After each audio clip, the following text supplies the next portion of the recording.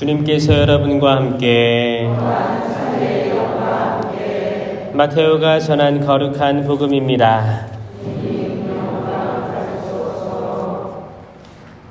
그때 바리사이들이 다가와 예수님을 시험하려고 무엇이든지 이유만 있으면 남편이 아내를 버려도 됩니까? 하고 물었다.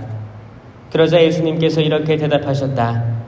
너희는 읽어보지 않았느냐? 창조주께서 처음부터 그들을 남자와 여자로 만드시고 나서 그러므로 남자는 아버지와 어머니를 떠나 아내와 결합하여 둘이 한 몸이 될 것이다 하고 이르셨다.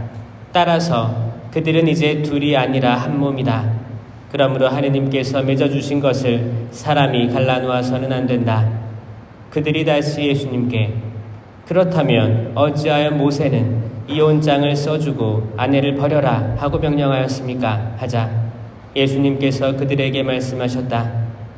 모세는 너희의 마음이 완고하기 때문에 너희가 아내를 버리는 것을 허락하였다. 그러나 처음부터 그렇게 된 것은 아니다. 내가 너희에게 말한다. 불륜을 저지른 경우 외에 아내를 버리고 다른 여자와 혼인하는 자는 간음하는 것이다. 그러자 제자들이 예수님께 아내에 대한 남편의 처지가 그러하다면 혼인하지 않는 것이 좋겠습니다 하고 말하였다. 예수님께서 그들에게 이르셨다. 모든 사람이 이 말을 받아들일 수 있는 것은 아니다.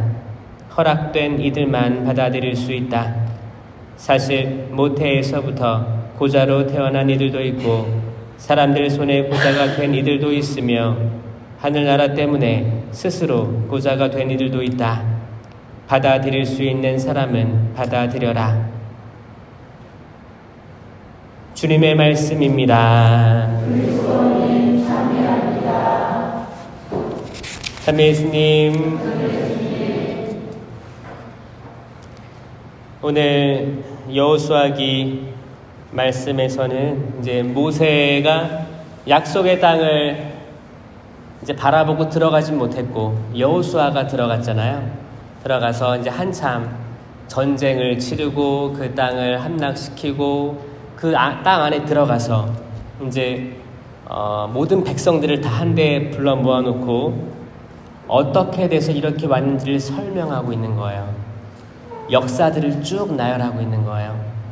사실 지금 현대 시대에서 이런 게 부족합니다. 사실 10계명 중에 제 3번째 계명은 주의를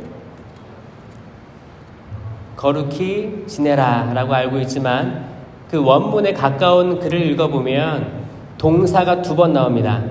주의를 기억하여 거룩히 지내라. 기억하다랑 지내라 2개가 나와 있거든요. 기억하는 거예요. 그러니까 주의를 기억한다는 건 뭐냐면 구세사를 기억하는 거예요.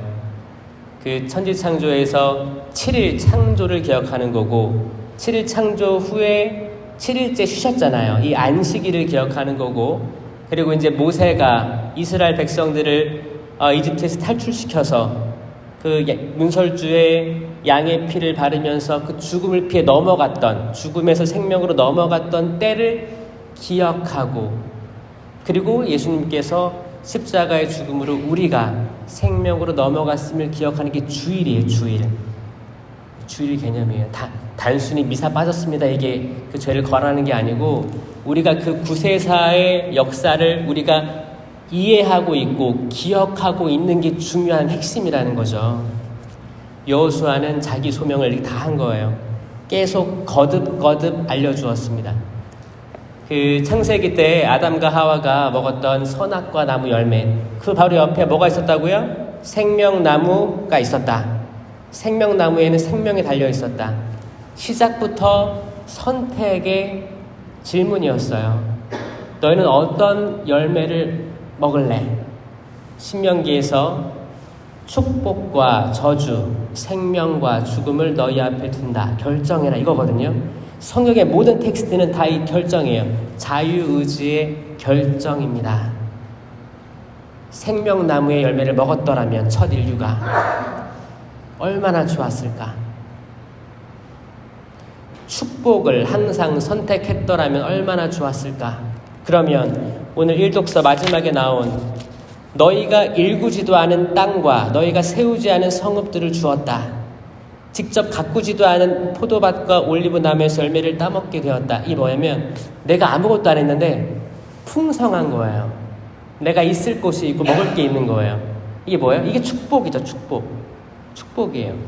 항상 축복을 선택했더라면, 내가 하느님을 선택했더라면 이런 것들이 있을 텐데, 사실 선악과 먹기를 좋아하는 인류는 복음처럼 이혼하기를 원하고 갈라서기를 원하고 창조에 거스르기를 원합니다.